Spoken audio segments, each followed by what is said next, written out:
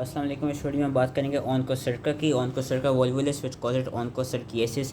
इसकी भी जो ट्रांसमिशन है इसकी ऑलमोस्ट वैसी है जिस तरह वुशरेरा की हो रही थी, बस इसमें डिफरेंस क्या है कि यहाँ पे फीमेल ब्लैक फ्लाई होती है। वहाँ पे हमने देखा था एनोफिलीस या क्यूलेक्स स्पीशीज ही मॉस्किटो की।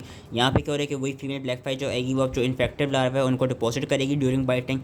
बस यहाँ पे डिफरेंस क्या है कि जो यहाँ पे लार्वे हैं they are entering the wound and then they will migrate into the subcutaneous tissue, जहाँ पे वो एडल्ट्स में डिफ्रेंशिएट होंगे within the dermal nodules. और जो हमने वुशरेरा पढ़ा था, वुशरेरा में हमने देखा था कि वो लिम्फेटिक्स में जाके एडल्ट फॉर्म जा रहे थे, माइग्रेट कर रहे थे और लिम्फेटिक्स में उनकी ट्रांसमिशन हो रही थी। यहाँ पे जो इनकी हो रही है माइग्रेशन जो हो रही है वो सबक्यूटेनियस टिश्यू के लेवल पे हो रही है और वहाँ पे फिर जो फीमेल होगी वो माइक्रोफिलियरी प्रोड्यूस करेगी। एंड जो माइक्रोफिलियरी होगी वो अगेन जब डिफरेंट ब्लैक फ्लाई बाइट करने आएगी तो वो माइक्रोफिलियरी को अपटेक कर लेगी और माइक्रोफिलियरी ब्लैक फ्लाई के अंदर दोबारा इन्फेक्टिव लार्वा में वो हो जाएंगे, कन्वर्ट हो जाएंगे। पैथोजेनेसिस और क्लिनिकल फाइंडिंग इसकी इंपॉर्टेंट इन अ सेंस ये है कि जो सबक्यूटेनियस टिश्यू है वहाँ पे इन्फ्लेमेशन हो सकती है and it will also cause pruritic papules and nodules in response to the adult worm proteins. जो माइक्रोफिलियरी है वो सबक्यूटेनियस टिश्यू के थ्रू माइग्रेट करके आइस में जाके कॉन्सेंट्रेट कर सकता है जहाँ पे वो ब्लाइंडनेस कॉज कराता है। उसके अलावा सबक्यूटेनियस टिश्यू में जो इलास्टिक फाइबर्स है उनको लॉस हो जाता है जिसकी वजह से स्किन रिंकल्ड हो जाती है। एंड अगर ये चीज़ इंग्वाइनल रीजन पे हो तो हम इस जो रिंकल्ड स्किन होती है उसको उस कंडीशन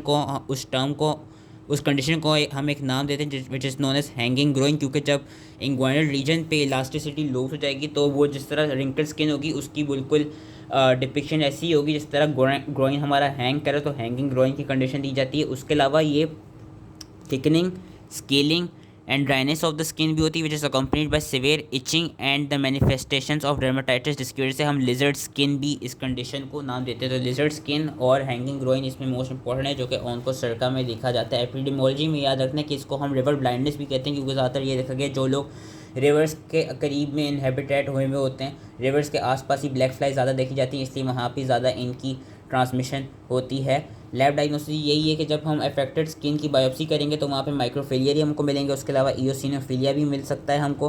ट्रीटमेंट ये कि आइवरमेक्टिन यूजली दी जाती है माइक्रोफिलियरी के खिलाफ और सूरामिन दी जाती है एडल्ट वर्म्स के खिलाफ। जो स्किन नोड्यूल्स हैं उनको हम सर्जिकली रिमूव कर सकते हैं। एंड प्रिवेंशन ऐसी होती है कि ब्लैक फ्लाई उसका कंट्रोल को प्रिवेंट किया जाए इंसेक्टिसाइड से और आइवरमेक्टिन से भी प्रिवेंट हो सकता है। So that was all related to onchocerca. I hope ये इसलिए समझ में आ गया हो एंड थैंक यू।